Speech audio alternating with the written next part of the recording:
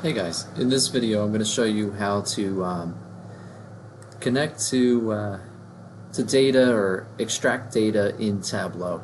So I happen to be using a Tableau online software. So you can have Tableau installed on your computer, or you can access Tableau on an online site. So I'm using the web version of Tableau. So I'm going to walk you through how I extract data in Tableau.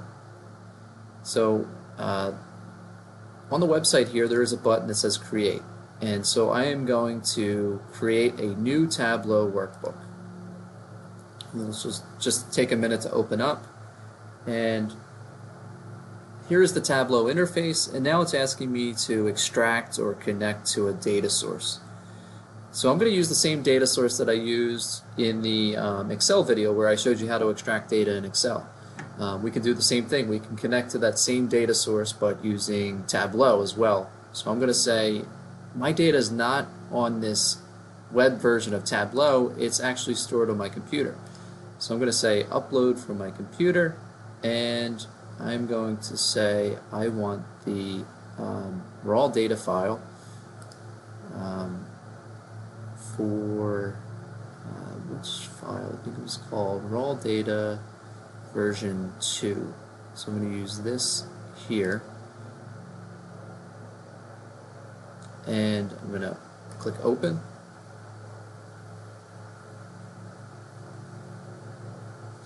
And now I've connected to my data source. So now I have Tableau is telling me it's recognizing the sheets within Excel or within that Excel database, and I can now access this data. So I can drag the data into Tableau, and I can start manipulating it. And there's also this option here. This connection, this extraction that I made, is a live connection. So if the underlying source of the data starts changing, if the database updates, then Tableau will also update. And now that I'm connected, I can start doing things like adding data from my database into my Tableau sheet. So now I've dragged and I've dropped the customers that are listed in this database. I can also say what's the invoice number, right? So each customer has invoice numbers, and then if I want to know the invoice amount for each invoice, I can drag that in.